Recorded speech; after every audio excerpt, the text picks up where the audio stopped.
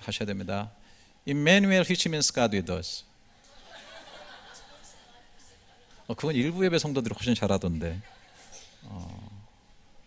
아이고 참, 임마누엘로 인사를 하려고 했더니 잘 안 되네. 그러면은 우리식으로 해야죠. 뭐 주의 사랑으로 사랑합니다 서로 인사하십니다.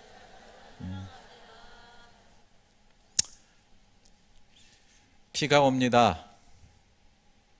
지면을 적시죠. 좀 있으면 작은 물줄기들이 생겨요. 이것들이 모아서 시냇가를 이루고 이것들이 흘러서 강으로 들어가죠. 사실 강에는 땅 위에 있는 모든 영양분들이 그 빗물을 통해서 흘러 들어가서 많은 영양분을 가지고 있어요. 성경에 보면은 복 있는 사람은 시냇가에 심은 나무와 같다라고 그림으로 우리에게 알려주시는데, 그 나무는 보이지 않는 뿌리를 바로 이 시냇가에 내린다는 거죠. 그 마음의 뿌리를 어디 깊게 내리느냐에 따라서 그 인생의 열매라든지 삶의 형태가 결정되고 복 있는 인생이냐 아니냐가 결정될 수 있다는 사실이에요.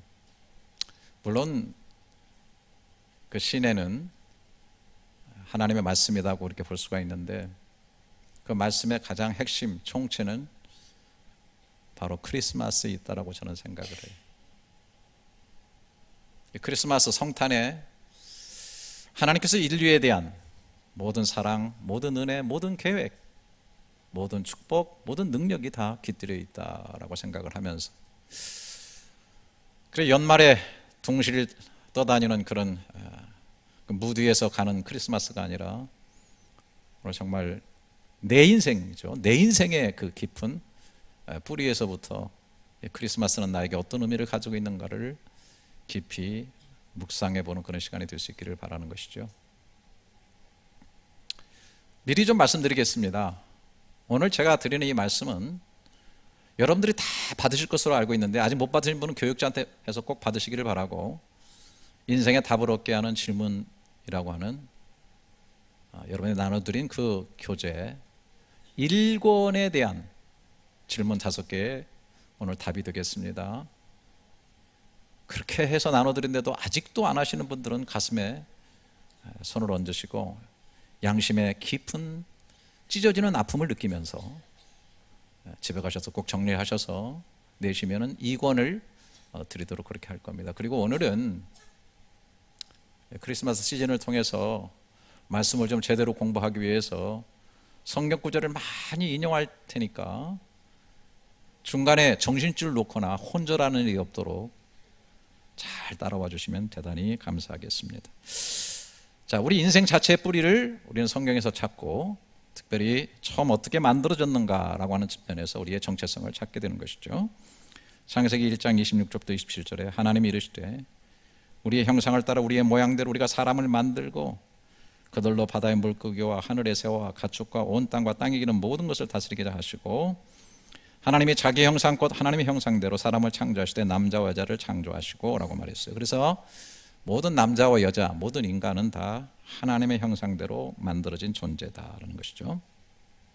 우리가 하나님의 형상할 때 제일 먼저 생각해야 될 것은 어떤 모양, 사람 같은 이런 모습, 이런 것에서 찾으면 안 되고요. 가장 중요한 본질적인 것이 있는데, 그 첫 번째 것은 하나님은 영이시다라고 하셨는데 우리 인간도 영적인 존재로 만들었다라고 하는 거예요. 그래서 여러분 잘 아시는 요한복음 4장 24절 하나님은 영이시니, 그렇죠? 하나님은 영이시니. 창세기 2장 7절에 여호와 하나님이 흙으로 사람을 지으시고 생기를 그 코에 불어넣으시니 사람이 생명이 되었다라고 얘기하고 있죠. 뭔가 코에다가 생기를 불어넣었어요. 모든 피조물과는 달리 인간에게는 유독 그렇게 하셨는데 뭔가 연결이 되는 거죠. 연결이. 하나님의 깊은 것이 우리 속에 들어와 있어요. 그것을 우리는 영적인 요소다. 그래서 우리는 하나님과 깊은 관계를 맺으며 살 수 있는데, 다시 말씀드립니다. 요한복음 4장 23절 24절에 아버지께 참되게 예배하는 자들은 영과 진리로 예배할 때가 원하니 곧 이때라. 아버지께서는 자기에게 이렇게 예배하는 자를 찾으시니라. 하나님은 영이시니 예배하는 자가 영과 진리로 예배할지니라. 그러니까 하나님 영이셔요. 우리 영적인 존재로 만들었어요. 그래서 그 영과 영으로 예배할 때 참 예배가 되는 거예요. 여러분, 이제 우리가 AI 시대에 들어서게 됐습니다.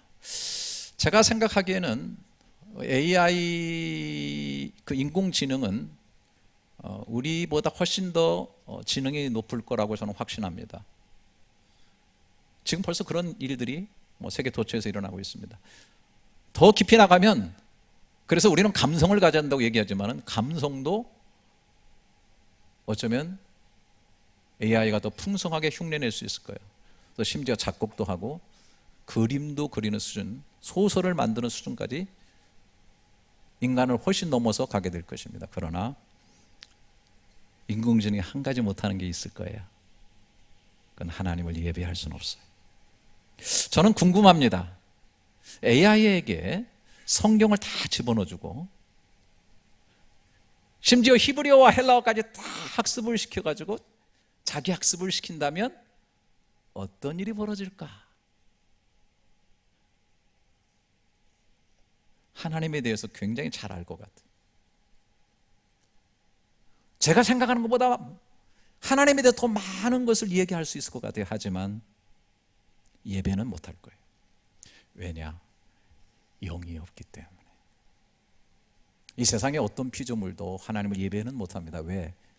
영적인 존재가 아니기 때문에. 여러분, 오늘 잘 오셨어요? 예배하는 저와 여러분들은 정말 하나님이 근본적으로 만드신 그 뿌리인 인간됨의 모습으로 이 자리에 와 계신 줄로 믿습니다.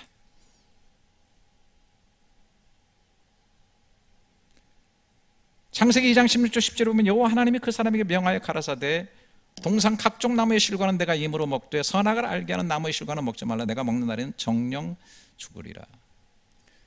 동산에 있는 각종 나무의 실과는 임의로 먹되, 임의로 먹되, 이 말은 뭐냐면 네가 먹고 싶은 대로 먹어라, 선택해라. 하나님적인 자유의지를 주셨습니다.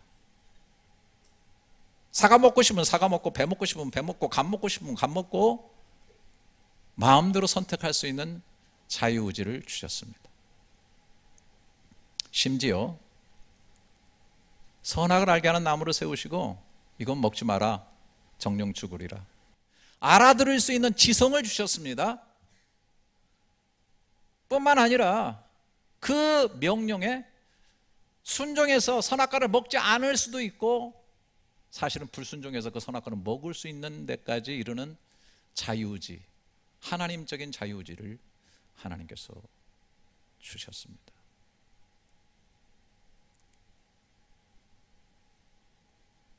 인간은 하나님이 지식을 가지고 있다면 인간도 지식을 가지고, 하나님이 보시기에 좋았더라 정서를 가지고 있다면 인간도 정서를 가지고, 하나님이 모든 것을 창의적으로 선택해서 일을 이루신다고 한다면 인간에게도 거의 하나님을 방불한 자유의지를 주셨어요. 그래서 이 자유의지를 가지고 하나님을 선택하고 순종함으로 하나님께 진정한 영광을 돌리고 교제할 수 있는 유일무이한 존재로 만들으셨다. 이것이 우리의 뿌리입니다. 뿐만 아니라 하나님은 성부, 성자, 성령으로 존재하시고 성부, 성자, 성령으로 같이 일하시며 같이 서로 긴밀하게 사랑하시는데, 인격은 다 다르지만 그러나 하나님이라고 하는 퀄리티에서는 완전히 하나이신, 한 원네스이신, 하나이신 그 하나님, 삼위일체 하나님. 그래서 하나님이 이르시되 우리의 형상을 따라 우리의 모양대로 우리가 사람을 만들고 라고 말하면서 그들로 바다의 물고기와 하늘의 새와 가축과 온 땅과 땅에 기는 모든 것을 다스리게 하자. 놓쳐버리고 싶으시는데 그들로 하여금, 그들 복수, 우리의 형상과 모양대로 만드시고 그들을 만드신 거예요. 그래서 인간은 반드시 공동체로 살도록 되어 있고, 인간이 무엇을 다스린다, 어떤 역사를 한다는 것은 그들이 같이 하도록 되어 있는 것입니다. 여러분들이 조금만 생각을 깊이 하신다면 인간이 왜 모든 다른 만물보다 우월한가? 강한 뭐 사자나 가잔 뭐 코끼리나 이 모든 것들을 여기 말한 대로 다스리게 한다. 그들이 다스린다. 그들 하나님처럼 우리가 되어서 같이 협력하고 같이 언어를 교환하고 같이 도와서 같이 함으로 인해서 다스릴 수 있는 권능을 주셨는데 이게 바로 하나님과 방불한 존재로 주셨다라고 하는 것입니다.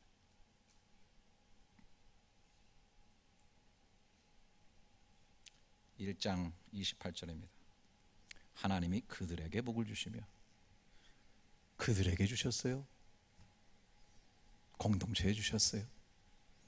그들에게 이르시되 생육하고 번성하여 땅에 충만하라. 땅을 정복하라. 바다의 고기와 공중의 새와 땅에 움직이는 모든 생물을 다스리라 하시니라. 여러분, 우리 공동체, 우리 그들은 하나님의 복을 받은 존재. 여러분, 자꾸 아멘을 안 하시니 살짝 기분이 나빠지긴 하지만 여러분들 생각하느라고 아멘을 놓친다고 저는 해석을 하면서, 그러나 이번에는 정신을 바짝 차리고 한번 아멘 해주시길 바랍니다. 우리는 정말 하나님 앞에 오리지널 복받은 존재인 줄을 믿습니다. 너무 고맙습니다. 하나님의 복받은 존재로 모든 세상을 하나님의 대리권자로 다스리게 하셨어요. 여기서 우리는 결코 놓치지 말아야 될 우선순위 너무나 간단해요. 우리 예수 믿는 사람은 이거 너무 잘 알아요. 그러나 세상 사람들은 모르죠. 정확한 순서가 있어요. 하나님, 사람, 모든 만물이에요. 하나님이 일, 두 번째 사람, 세 번째 모든 만물.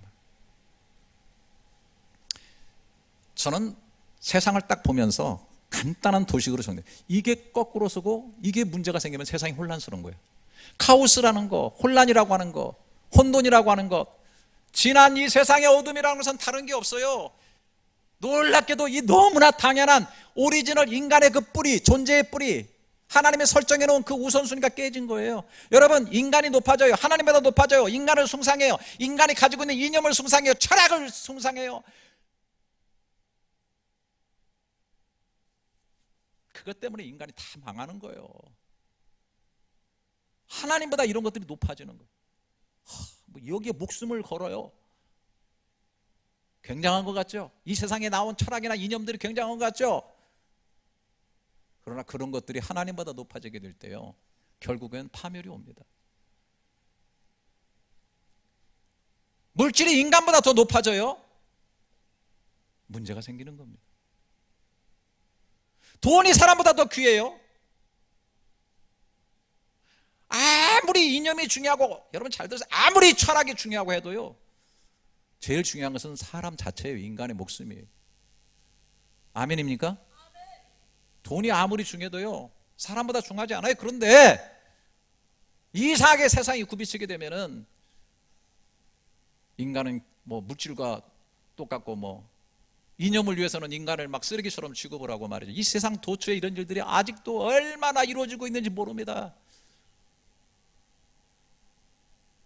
하나님의 일, 그리고 사람을 형상대로 만들어서 대리권자로 삼으셨고 자연 만물을 다스리는 사람이 만물이 삼이다 라고 하는 거예요. 창세기 2장 1절에 보면 천지와 만물이 다 이루니라. 하나님이 지으시던 일이 일곱째 날이 이를 때에 마치니 그 지으시던 일이 다함으로 일곱째 날의 안식일. 여러분 기억하시죠? 하나님께서 첫째 날부터 여섯째 날까지 모든 만물을 만드시고 마지막에 인간을 두셨어요. 그러니까 우리 인간은 하나님 만드신 모든 것을 다스리고 누리도록 만들어 주신 거예요. 사랑의 포대기에 우리를 감싸 주셨어요. 그리고 눈 뜨고 일곱째 날에는 하나님과 안식한 존재예요. 여러분, 인간에게는 하나님과의 안식이 이 세상에 무엇보다도 귀합니다. 할렐루야. 짐승의 이름을 지으려고 나가는 일이라든지 경작하는 일이라든지 그 어떤 노동하는 일이라든지 자유적으로 선택하는 일들, 이 모든 것 전에 하나님과 깊은 안식이 필요한 거예요. 열심히 일한 당신 쉬어라. 오늘 여러분들이 일주일 동안 열심히 일했으니까 주일날 와서 주 안에서 안식을 누리는 게 아니에요. 거꾸로 된 거예요. 주님과 깊은 안식을 누린 당신, 세상에 나가서 열심히 일하시기를 축복합니다. 먼저 주님의 지혜를 담고 지혜의 불을 밝히고 나가세요. 주님의 능력을 받고 그 능력으로 세상에 나가서 승리하는 삶을 살도록 하세요. 하나님의 격려와 위로와 축복을 받고 세상에 나가서 축복된 사람으로 멋있게 살아내는 여러분들이 될 수 있기를 주님의 이름으로 축원합니다. 이게 우리의 궁극적인 모습이에요. 어쨌든 우리는 하나님의 형상 따라서 영적인 존재로 하나님과 방불한 소통할 수 있는 존재, 또 하나님과 같은 지정의를 가진 그런 인격적 존재, 만물을 다스릴 수 있는 능력, 복받은 자, 안식을 누리는 자, 또 하나님처럼 창의적으로 이 세상을 다스릴 수 있는 그런 자로서의 삶을 살았어요. 이게 우리의 뿌리예요. 자, 정리하고 믿으시면 아멘. 근데 이게 깨졌죠. 이게 손상된 거예요. 이제 3장으로 넘어가면 벌써 이 일이 생기죠. 1절에 그런데 뱀은 여호와 하나님이 지으신 들짐승 중에 가장 강귀하니라. 뱀이 여자에게 물어 이르되 하나님이 참으로 너에게 동산 모든 나무의 열매를 먹지 말라 하시더냐. 뱀을 통해서 유혹하는 사탄을 볼 수가 있겠죠.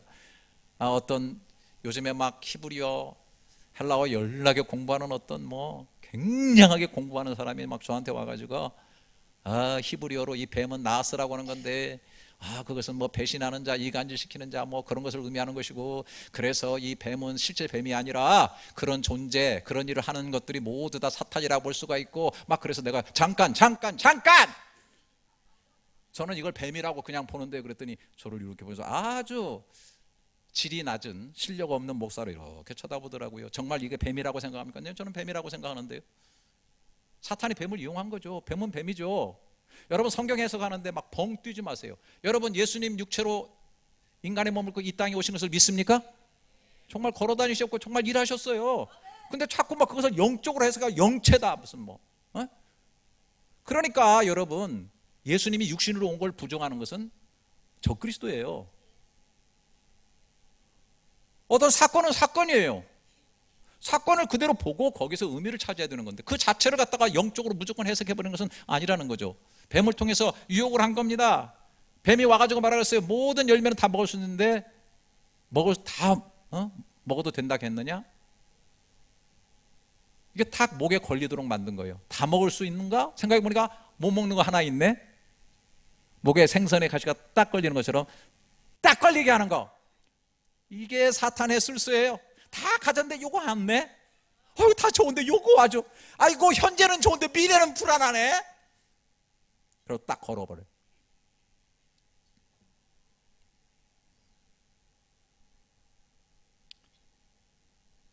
아무것도 먹지 말라 하더냐. 3절에 동산 중앙에 있는 나무 열매는 하나님 말씀에 너희는 먹지도 말고 만지지도 말고 너희가 죽을까 하노라. 하여튼 말씀에 왜곡이 일어났죠. 죽을까 아니에요. 정령 죽으리라 그러셨어요. 먹지 말라 그랬다가 만지지도 말라 그랬나? 말씀을 느렸다가 왜곡시켰다가 하여튼 그따위로 한 거예요. 그랬더니 뱀이 3장 4절에 여자에게 이르되 너희가 결코 죽지 아니하리라. 여러분 거짓말도 권세 있게 하면 능력이 있습니다. 이것만 해버리면 잘 될 거야. 저것만 해버려. 눈 한번 딱 감고 하면은 그냥 돼버릴 거야. 너희가 이것을 먹는 날에는 눈이 밝아져 하나님같이 되어 선악을 알 줄 하나님의. 여러분 여기 되게 중요합니다. 하나님같이 될 거야. 저는 이런 생각 해봤어요. 여러분 제가 이미 얘기했죠. 저와 여러분의 뿌리는 벌써 하나님 같은 존재예요. 하나님 같은 지혜, 하나님 같은 인격, 하나님 같은 능력, 하나님 같은 축복, 하나님 같은 권세를 가지고 사는 거예요. 이미 다 가졌어요. 여기서 사탄이 하나님같이 될 줄 안다라고 하는데 거기에 메시지는 뭐냐면 너는 하나님이 될 거야 그거예요.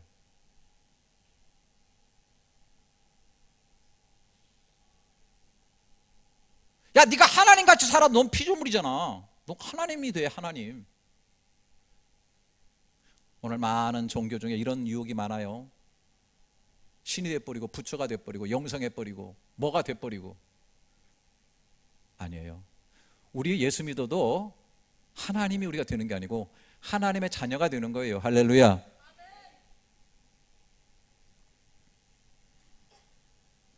여자가 그 나무를 본즉 먹음직도 하고 보암직도 하고 지혜롭게 하면 탐스럽기도 한 나무인지라. 여자가 그 열매를 따먹고 자기와 함께 있는 남편에게도 주며 그도 먹으니 하나님이 주신 모든 은총을 가지고 잘못 사용했어요. 본즉 주목하니까 먹음직도 하고 보암직도 했다. 정서가 움직이기 시작해요. 시각이 움직입니다.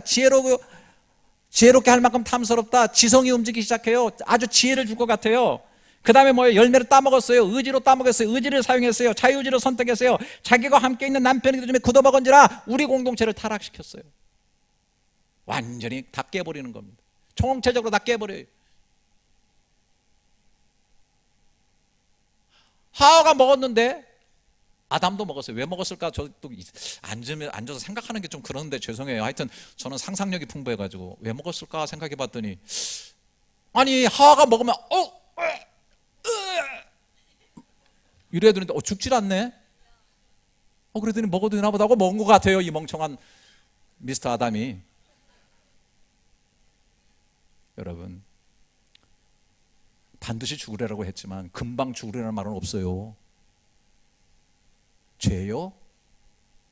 별거 아닌 것 같습니까? 죄 지을 때는 몰라요. 쾌락이 있어요. 괜찮은 것 같아요.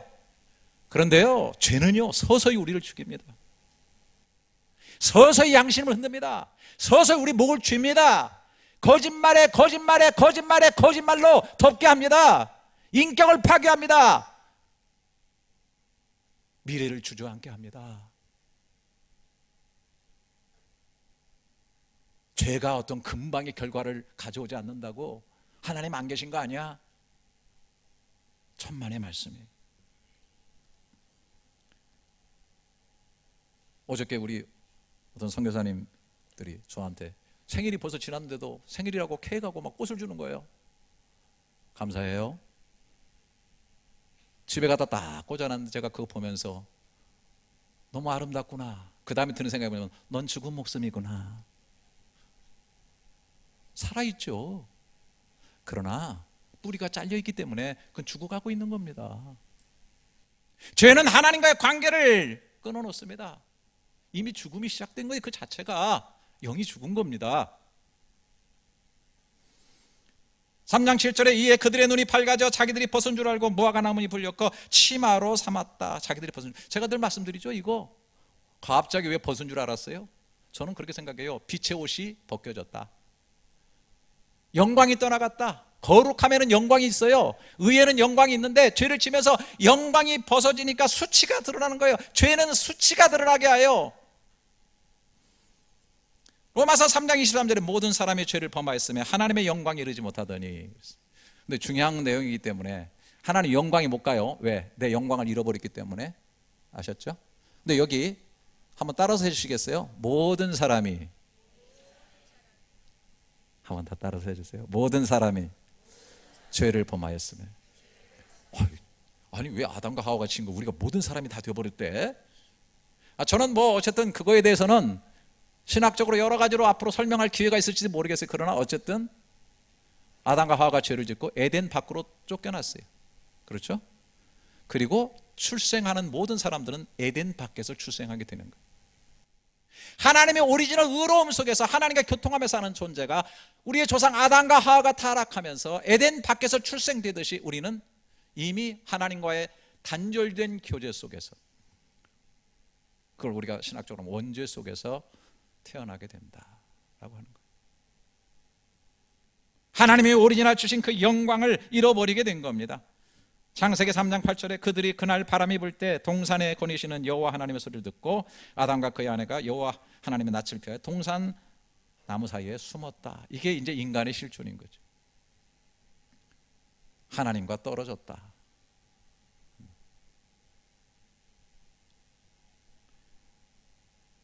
죄인이 되었기 때문에 죄를 짓는다. 꼭 기억하세요. 죄를 지어서 죄인이 아니에요. 죄인이기 때문에 죄를 짓는다.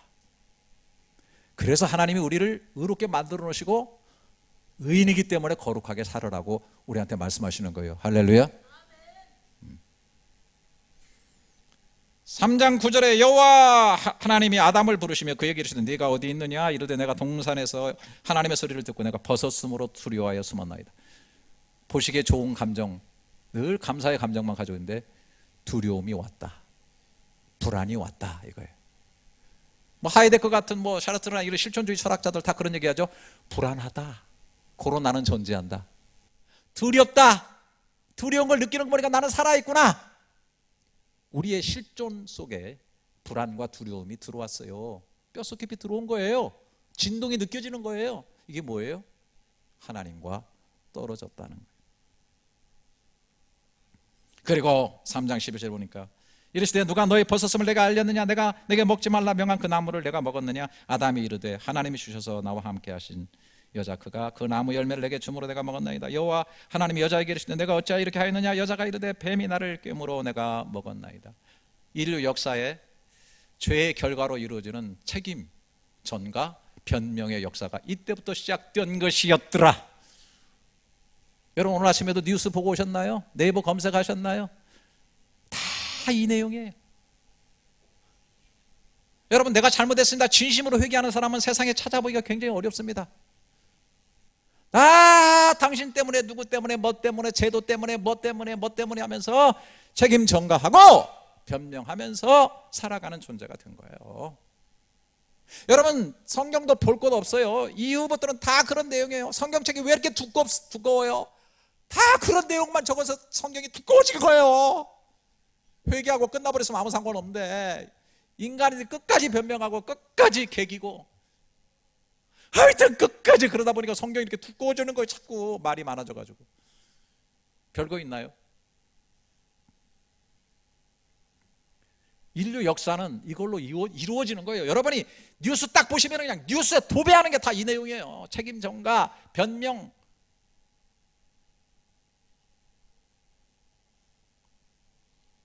하나님의 심판이 이루고 있죠. 3장 16절에 또 여자에게 이르시되 내가 너에게 임신하는 고통을 크게 하리니 내가 수고하고 자식을 낳을 것이며 너는 남편을 원하고 남편은 하여튼 출산하고 이렇게 번성하는 것은 하나님의 축복인데 고통이 더해지게 되는 거예요. 또 여러분 잘 아시는 17절 3장 10절 아담에게 이르시되 내가 내 아내의 말을 듣고 내가 먹지 말라는 나무의 열매를 먹었은즉 땅은 너로 말미암아 저주를 받고 너는 내 평생에 수고하여. 그래서 여러분 제가 읽으면서 목사님이 글도 못 읽나 왜 이렇게 자꾸 이상하게 읽는데 내가 마음이 급해서 그냥 빨리 읽는 거예요. 정확하게 읽으려고 하는 게 아니라 좀 빨리 읽으려고. 땅이 내게 가시덤불과 엉겅퀴를 낼 것이라. 내가 먹을 것은 밭의 채소인즉 내가 흙으로 돌아갈 때까지 얼굴에 땀을 흘려야 먹을 것을 먹으리니 내가 그것을 취함을 입었음이라. 너는 흙이니 흙으로 돌아갈 것이냐 하시고. 여기 보니까 땅은 너로 말미암아 저주를 받고. 자 여러분 하나님과의 관계가 파괴되고 인간관계 파괴되고 자연환경 관계가 다 파괴된 거예요.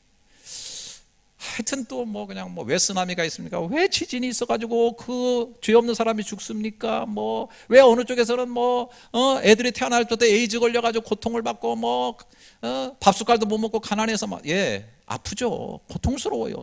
저도 어떤 때는 뭐 참 이유를 모르겠고 정말 하나님이 계시다면 저럴까라는 전 진짜 그런 생각합니다. 저도. 하지만 어쨌든 성경에 보게 되면 땅이 너로 말미암아 저주를 받았어. 근본적으로 우리의 모습을 볼 수 있었는데 이걸 회피하기 때문에 자꾸 딴소리 하는 겁니다. 여러분 로마서 8장에도 21절부터 22절에 그 바라는 것은 피조물도 썩어짐의 종로로 하는 데서 해방되어 하나님의 자녀들이 영광의 차에 이르는 것이니라. 피조물이 다 이제까지 함께 탄식하며 함께 고통 겪고 있는 우리가 아느니라. 피조물이 어떤다 그래서 여러분 탄식한대요. 피조물이 고통을 받고 있대요. 얼마나 지금 자연환경이 몸서리치면서 고통을 받고 있습니까 여러분. 온 세상에 탄식하며 이게 뭡니까? 회복의 날을 기다리는 거예요. 저는 나이를 먹어가면서 얼굴에 주름이 들고 저도 막 이것 때문에 제 아내가 고민을 많이 합니다. 어떻게 하면 이 주름살을 좀 필까? 펴지지 않습니다. 약해진 몸 힘듭니다. 면역체계가 점점 떨어집니다. 회복이 빨리 안 됩니다. 이게 당연히 있어야 되는 거 왜? 이거 빨리 벗어버릴 때가 와야 되니까.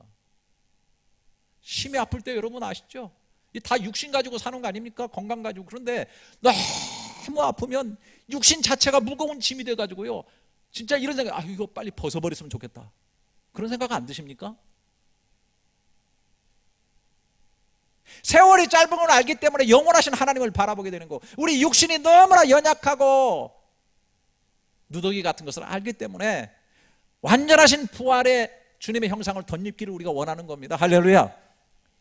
여러분 온 땅이 고통하고 탄식하고 몸부림치고 여러 가지 현상들이 일어나는 것은 다 회복을 기다리는 거예요. 자연 만물도. 그러나 이 모든 것은 사실은 거기에 인간의 죄가 있습니다. 아니, 고래가 비닐을 먹고서 죽어서 나오는 거, 거북이의 코에 스트로를 껴져가지고 나와서 죽는 거, 이런 것들이 다 뭡니까? 그리고 해양에 자꾸 녹아가지고 빙하가 녹아서 자꾸 온난화되는 거, 이런 것들이 다 뭡니까? 아니, 저 어렸을 때는 푸른 하늘만 바라보면 비행기가 지나가가지고 하얀 꼬리를 물고서 너무나 아름다운, 그리고 뭉게구름이 수많은 그림들을 연출하는 그 모습을 바라보고 밤하늘엔 별들이 쏟아졌는데, 지금은 어떻습니까 여러분? 미세먼지로 다 가려버렸지 않습니까? 이게 뭡니까? 자연이 처음부터 그렇게 한 겁니까? 인간의 어느 선을 넘어서는 그 탐욕 때문에 이렇게 되는 거 아니겠어요? 이것이 우리들의 모습인 거예요. 우리가 토양으로 깔고 안고 있는 기본적으로 하나님이 주신 근본적인 것마저도 다 흔들어져 버리는 그 모든 것이 어디서부터 왔느냐? 하나님과 관계가 먼저 끊어진 것부터 온 겁니다. 이거 스피리추얼 뎃, 영적인 죽음이죠. 여러분들이 스마트폰 다 챙겨가지고 오셨겠지만은 그래도 배터리 떨어지면 쓸 수가 없어요. 다 연결을 해가지고 전기를 충전해야 됩니다. 연결이 굉장히 중요합니다. 연결이 얼마나 중요한지 모릅니다. 나는 생각한다 고로 존재하는 게 아니라 나는 연결되었다 와이파이에, 그러므로 존재한다.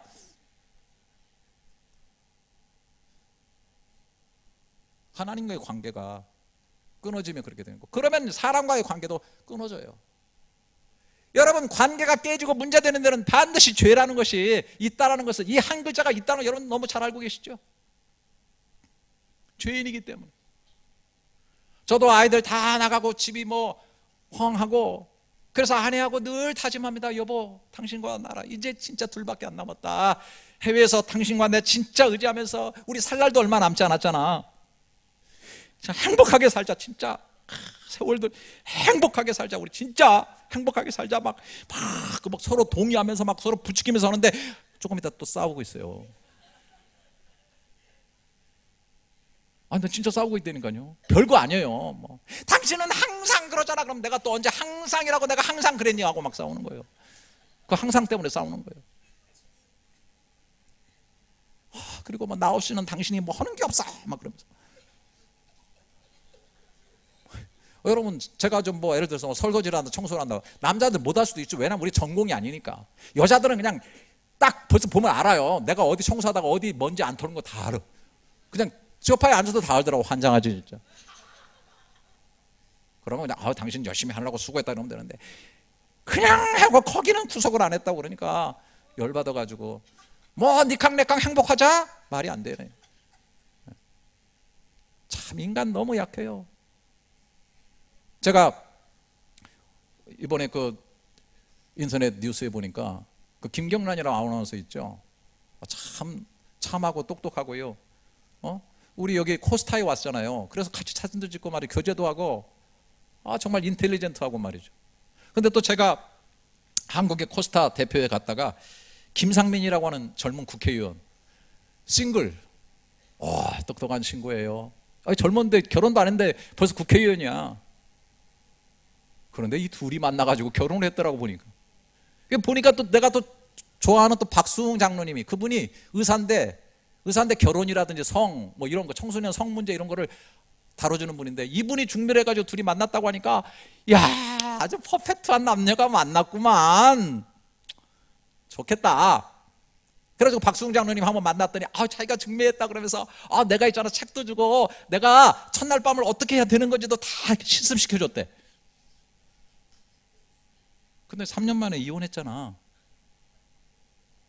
이혼했더라고. 내가 충격을 받았어. 그래 내가 자세히 인터넷 들어가서 보니까 이혼 사유에 대해서 김경란이 이렇게 썼더라고. 사회적 요구 속에서 결혼을 해야 한다고 학습을 받았던 것 아닌가 싶다. 내 감정에 대해 제대로 인식하지 못하고 살았다. 나만 잘하면 모두 행복하라고 생각한다. 나만 버티면 된다고 생각해 참기를 수십 번 했다. 하지만 결국 무너졌다. 이혼해도 멋지게 살 거라고 생각하지만 완전히 거짓골이 되었다. 사람들 다 퍼펙트하고 행복하기를 다 원하죠. 다 잘 되기를 원해요. 잘 됐으면 좋겠어요. 근데 왜 이렇게 깨져요? 왜 이렇게 문제가 생겨요? 깊이 파서 보면은 우리가 다 다른 것으로 덮고, 무슨 뭐 과거의 상처가 어떻고 뭐 컴플렉스가 어떻고 다 이상한 심리학적 언어들로 다 커버를 하지만은 깊은 면에서 죄의 문제가 있다고 하는 것을 생각해야 돼요. 모든 깨짐 속에는 한 단어, 죄가 있는 것이죠. 자, 너무나 아름답고 좋았던 우리의 정체성, 우리의 뿌리가 이렇게 파괴된 것이죠. 그러나 이 상황에서 크리스마스가 예고되었던 것이었다. 오늘 본문 봅니다. 3장 14절부터 여호와 하나님이 뱀에게 이르시되 내가 이렇게 하였으니 내가 모든 가축과 들의 모든 짐승보다 더욱 저주를 받아 배로 다니고 살아있는 동안 흙을 먹을지니라. 내가 너로 여자와 원수가 되게 하고 내 후손도 여자의 후손과 원수가 되게 하리니 여자의 후손은 내 머리를 상하게 할 것이요 너는 그의 발꿈치를 상하게 할 것이니라. 여인의 후손이 와서 뱀의 머리를 밟는다. 여인의 후손, 여기 후손은 히브리어로 제라라고 한 걸 썼는데 여러분 영어 성경을 보시면은 seed로 되어 있을 거예요. 단수로 다 되어 있을 겁니다. 정확하게. 후손들이 아닙니다.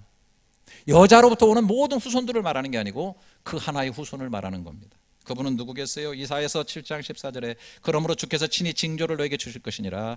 보라 처녀가 잉태하여 아들을 낳을 것이요 그 이름을 임마누엘이라 할 것이다. 이것이 그대로 마태복음 1장에서 해석되어서 나오고 있어요. 아들을 낳으니 이름을 예수라 하라. 이는 그가 자기 백성을 그들의 죄에서 구원할 자이심이라. 아니라 이 모든 일이 된 것은 주께로 선지자로 말씀하신 것을 이루려 하심이니 이르시되 보라 처녀가 잉태하여 아들을 낳을 것이요 그 이름은 임마누엘이라 하리라 하셨으니 이를 번역한즉 하나님이 우리와 함께 계시다. 구약에서는 임마누엘 하면 그대로 그냥 하나님 우리와 함께 계신다는 말 자체가 그 단어 뜻이 그대로예요. 근데 이것을 헬라어로 쓰니까 번역을 했어요. 하나님이 우리와 함께 계신다. 그런데 그것은 뭐냐면 그분은 누구냐면 임마누엘인데 임마누엘 그분의 이름은 예수인데 예수는 어떤 분이에요? 자기 백성을 그들의 죄에서 구원할 자이십니다. 죄라고 하는. 그럼 여인이 후손이 오셔서 근본적으로 갈라진 가장 우리 인생의 뿌리에 있는 뿌리를 망쳐버린 죄의 문제를 해결하러 오신다라고 하는 것이죠. 어떻게 하시느냐? 어떻게? 자, 오늘 창세기 3장 7절 우리 같이 한번 읽어보도록 하겠습니다. 여러분 힘내서 한번 읽어주세요. 시작.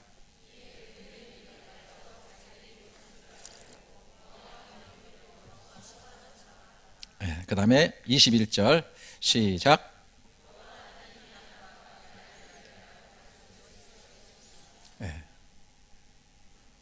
이 놀라운 내용이 같이 들어가 있어요. 여인의 후손이 와서 뱀의 머리를 밟을 것이다. 하나님이 짐승으로 가죽옷을 지어 입힌다. 가죽옷이 비싸고 좋아서 그랬을까요? 수치를 가리려고 무화과 잎을 엮어서 했더니 바로 말라서 떨어지게 되죠. 인간의 모든 노력, 인간의 모든 종교는 여기에 다 들어가 있어요. 인간 노력 가지고 안 돼. 그래서 하나님이 가죽옷을 지어 입혀주시는데 저는 참 이거를 생각하면서 너무 은혜를 많이 받아요. 원래 하나님이 지으신 모든 피조세계의 오리지널 그 뿌리에는요 죽음이라는 게 없어요. 그냥 사람도 풀하고 열매를 먹도록 돼 있어요. 그런데 최초의 살생이 하나님으로부터 이루어져요. 하나님이 짐승을 잡고 피를 흘리셨어요. 하나님이 손에 피를 묻히셨어요. 왜 그래요? 그 수치를 가려주기 위해서 그런 거예요. 아시죠? 그 피가 제도화돼서 나타난 게 제사예요. 양, 염소, 소 피를 흘려서 죄를 대속하게 돼요. 이것은 다 그림자고 모형이죠. 이것의 원형은 뭐예요? 어린 양 되신 예수께서 인간이 되셔서 피를 흘림으로 인간이 지은 죄를 대속하는 거예요. 할렐루야. 그래서 히브리서 9장 12절에 염소와 송아지의 피로 하지 아니하고 오직 자기의 피로 영원한 속죄를 이루사 단번에 성소에 들어가셨다. 염소와 황소의 피와 및 암송아지의 죄를 부정한 자에게 뿌려 그 육체를 정결하게 하여 거룩하게 하거든 하물며 영원하신 성령으로 말미암아 흠없는 자기를 하나님께 드린 그리스도의 피가 어찌 너의 양심을 죽은 행실에서 깨끗하게 하고 살아계신 하나님을 섬기게 하지 못하겠느냐? 죄로 인해서 양심에 눌려있는 그 양심이 살아나게 하고 살아계신 하나님을 섬기게 한다는 것이죠. 할렐루야. 조금만 더 나가겠습니다. 이 가죽옷이 나중에 진짜로 나타나는 것이죠. 실제로 이 가죽옷은 상징이고 이 가죽옷이 실제로 나타나는 것은 한번 따라서 해보세요. 크게, 별거 아니에요. 크게 흰옷. 크게 시작. 흰옷이에요. 자, 계시록 3장 7장 13절 14절. 장로 중 하나가 응답하여 나에게 이르되 이 흰옷 입은 자들이 누구며 또 어디서 왔느냐? 내가 말하길 내 주여 당신이 아시나이다 하니 그가 나에게 이르되 이는 큰 환난에서 나오는 자들인데 어린 양의 피에 그 옷을 씻어 희게 하였느니라. 네. 그래서 제 눈에는 이렇게 보여요. 이 가죽옷이 각 나라와 족속과 백원에서 능히 셀 수 없는 많은 사람을 구원받게 해서 그 하나님의 나라의 보좌에서 영원히 하나님과 먹고 마시는 존재가 있게 한 흰옷 입은 그 물이 바로 그 흰옷이었다라고 하는 것입니다. 아멘을 안 하시네. 내 눈에는 그렇게 보입니다. 그러니까 이 원시복음 속에 있는 오래된 복음, 우리의 뿌리에 있는 이 복음, 이것의 가죽옷은 그리스도의 피로 말미암아 주시는 흰옷이다라고 하는 것입니다.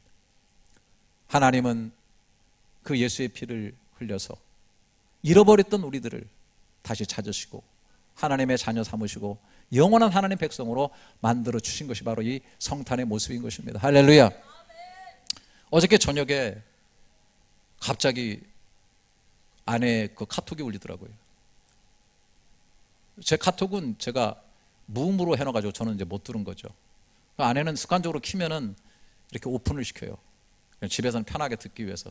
근데 갑자기 막 비명 같은 소리가 막 들리는 거예요. 저는 깜짝 놀랐어요. 그리고 제어기가 없어졌어요. 제어기가 없어졌어요. 막. 그럼 난 깜짝 놀랐어요. 교회 갔는데 갔다가 없어진 거예요. 막 그런 거예요. 아, 난 정말 막 너무 긴장을 해가지고 우리 교회 토요학교 누가 왔다가 애가 어디로 막 없어졌나 보다. 유괴당했나 보다. 그래가지고 막 머리가 쭈삣 쓰는 거예요. 들어봤더니 누구 목소리인가 봤더니 우리 황희숙 전도사님 목소리인 거예요. 우리 황희숙 전도사님이 애가 셋이잖아요. 근데 큰 애가 약간 정신박약 지체 장애자입니다. 그리고 한국에 이제 남편하고 같이 할머니 집에 있다고 그러는데 아이가 토요일 날 교회 갔는데 지금 춥잖아요. 한국인데 얘가 어디로 사라져가지고 밤중까지 안 나. 처음에는 뭐 당연히 오겠거니 했는데 난리가 난 거예요. 그러니까 막 이 전도사님이 거의 실성한 사람이 됐더라고요. 바로 막 티켓 끊어가지고 오늘 지금 한국 공항 나간다고 그렇게 하면서. 근데도 그 와중에 참 이 교역자는 다르더라고요. 막 제 아내한테 막 비명을 막 지르면서 얘기하면서도 막 제가 목사님이 지시하신 이거 이렇게 해놨어요. 막 그러더라고. 아유, 저 정말 저런 거 하지 말지. 그리고 막 우리 유치부 어떻게 좀 해주세요. 막 제가 막 가게 되는데 어떻게 하더라고. 막. 정말 마음이 너무 아프더라고요. 그 추운 겨울에 어디 가서 뭘 하나? 무슨 일이 생겼나? 그 아내는 막 놀래가지고 바로 전화기 놓고 올라가가지고 2층 올라가서 기도한다고 올라가고 저도 그냥 기도했어요. 앉은 자리에서. 아침에 새벽 4시인가 5시에 카톡이 왔어요. 지금 찾았다고. 밤새 어디 있었나 봐요. 나중에 이제 알아봐야 되겠지만 얼마나 다행인지. 그러면서 저는 정말 하나님의 마음을 진짜로 생각하게 되더라고요. 누가복음 15장에 집을 나간 탕자를 그 아버지가 받아주면서 뭐라고 말합니까? 잃었다가 찾은 내 아들. 그런 정도가 아닙니다. 성경에 보게 되면은 죽었다가 다시 살아난 내 아들이라고 그랬습니다. 여러분, 잃어버렸다 찾는 것도 놀라운 일이지만 내 자식이 내 앞에서 죽었는데 그 자녀가 다시 산다고 한다면 얼마나 놀랐겠습니까? 영적으로 완전히 하나님을 떠나서 죽어있는 우리를 그 아들을 대신 주셔서 한 발자국 오니까 100발자국 달려가서 사랑의 손으로 그 아들을 껴안은 그 팔이 그냥 팔이 아니라 하나님은 그 아들을 주신 십자가의 팔로 우리를 안으셔서 자녀 삼아 주셨던 이 놀라운 은혜 깊이 묵상해 봤습니다. 죄송합니다. 이런 말씀 드리는 거 아마 제 얘기가 추운 겨울에 새벽 5시까지 어디로 나갔던 것은 저의 설교를 도와주려 함이 아니었는지 그런 생각이 듭니다. 주님의 마음을 좀 생각해 보라고. 크리스마스는 그 깊은 뿌리에 가면 우리가 다 받은 존재로 돼 완전히 말아먹어버리고 상실해버린 내 존재의 깊은 뿌리를 사랑으로 다시 회복시켜 주시는 하나님의 은혜인 줄을 믿습니다.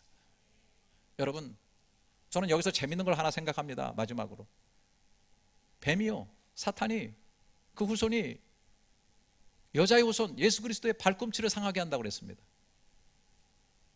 아마 발꿈치를 물어서 독이 퍼지면 죽겠죠. 그런데 놀라운 것은 그 발꿈치로 뱀의 머리를 밟은 겁니다.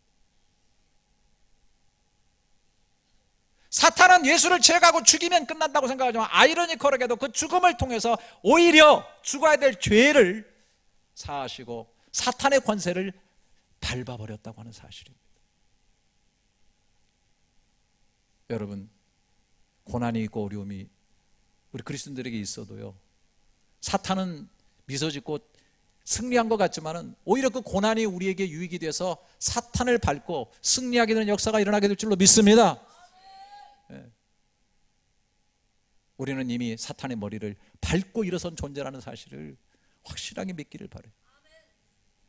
사랑하시는 여러분, 이 크리스마스 절기에 둥실 연말의 분위기에 떠다니지 마시고 정말 복 있는 자로서 그 생각과 마음의 묵상의 뿌리를 말씀에 내리시되 성탄의 깊은 의미, 모든 하나님의 사랑과 은혜와 축복과 능력이 교여 있는 그 성탄의 깊이 뿌리 내리시고요, 좋은 열매 많이 맺으시고 형통함을 일궈내는 아름다운 성탄의 은총이 있기를 주님의 이름으로 축복합니다.